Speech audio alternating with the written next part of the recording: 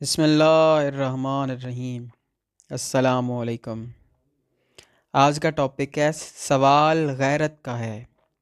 دوستوں، برسوں سے کرائم اور جسٹس سسٹم کو دیکھا ہے، معاشرتی اقدار اور رویوں کو پڑھا، سمجھا اور پرکھا ہے۔ ایک جاہل سے لے کر صاحب شعور تک، امیر سے غریب تک، عام انسان سے صاحب اقتدار و حیثیت تک، مسلمانوں سے لے کر غیر مسلموں تک، تقریباً سب کے رویوں میں ایک چیز مشترک ہے۔ اگر کسی کا جانی مالی نقصان ہو جائے تو کچھ خاموش ہو جاتے ہیں، صبر کر جاتے ہیں، معاف کر دیتے ہیں، کچھ انتقام لیتے ہیں۔ خود پر ہونے والی زیادتی پر جسٹس سسٹم سے لے کر اللہ کے دروازے تک جاتے ہیں۔ جانی مالی نقصان پر صبر کرنے والے کو، معاف کرنے والے کو بہت اچھا سمجھا جاتا ہے، لیکن میں نے اوپر جتنے قسم کے انسانوں کا ذکر کیا ہے ان سب میں ایک اور قدر بھی مشترک ہے۔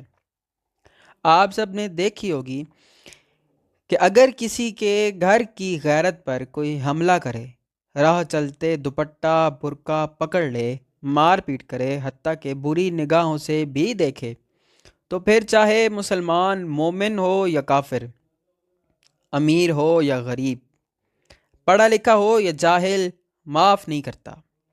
اس معاملے میں صبر کرنے والے کو بے غیرت سمجھتے ہیں، ایسا ہے یا نہیں؟ سارے اپنے آپ پر اور ارد گرد کے معاشرے میں غور کریں۔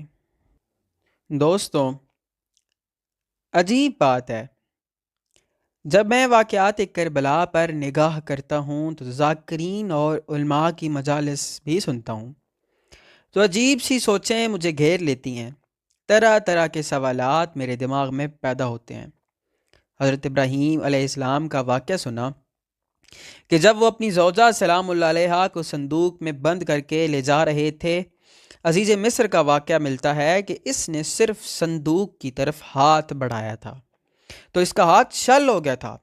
اس سے پہلے خود حضرت ابراہیم علیہ السلام مرنے مارنے پر تیار ہو گئے تھے۔ بہت دلچسپ اور سبق آموز واقعہ ہے۔ آخر جب 2 دفعہ عزیز مصر کا ہاتھ شل ہو گیا تو اس نے معذرت کی اور ایک فکرہ ادا کیا کہ ابراہیم علیہ السلام، میں فیصلہ نہیں کر پا رہا کہ آپ زیادہ غیرت مند ہیں یا آپ کا خدا، اور جتنی جلدی مدد کو آپ کا خدا پہنچتا ہے کوئی پہنچ ہی نہیں سکتا۔ دوسری طرف صبر حضرت ایوب علیہ السلام مشہور ہے، لیکن جب ان کے حرم کی غیرت پر بات آئی تو وہ بھی خاموش نہیں رہے۔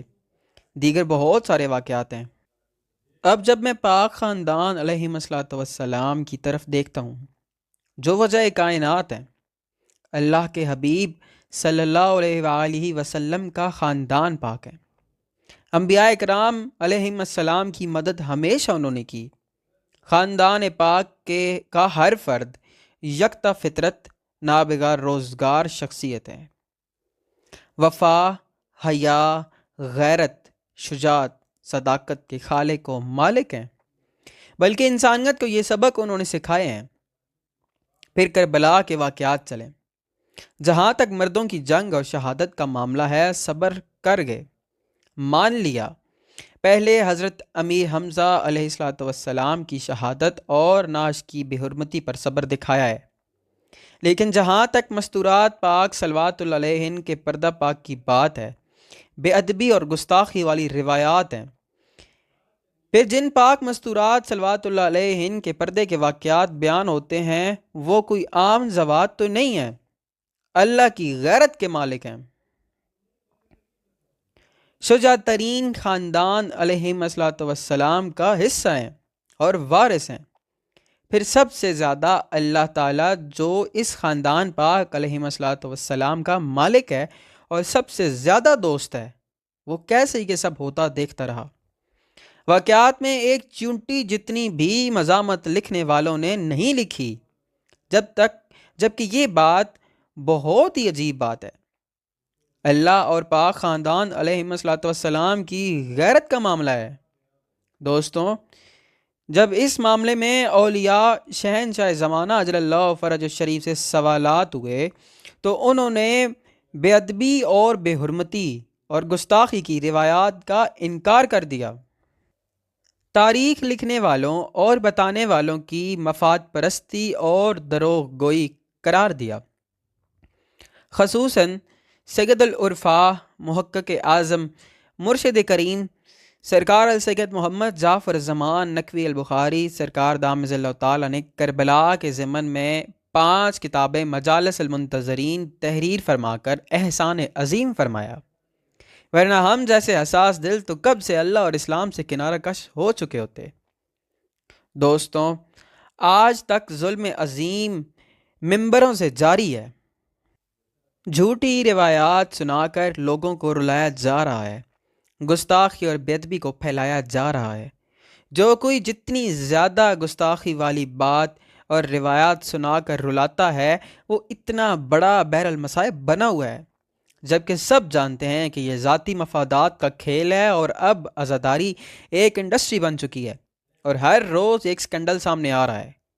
یہ لوگ اللہ پاک خاندان علیہ الصلوۃ والسلام اور خصوصاً امام زمانہ عجل اللہ فرج الشریف سے دشمنی کما رہے ہیں اور کل ان کی تلوار کا سامنا ضرور کریں گے، اور جو نیچے بیٹھ کر سننے والے ہیں اور رونے والے ہیں، جن کو جرت نہیں کہ اٹھ کر سوال ہی کر لیں کہ ابھی فضائل میں تو تم عرش کی بلندیوں پر تھے اور 10 منٹ کے مصائب میں قیامت ہی برپا کر دی ہے، ایک عام انسان کی جرت، ہمت، شجاعت اور غیرت سے بھی نیچے گرا دیا ہے، وہ بھی اس ظلم میں برابر کے شریک ہیں۔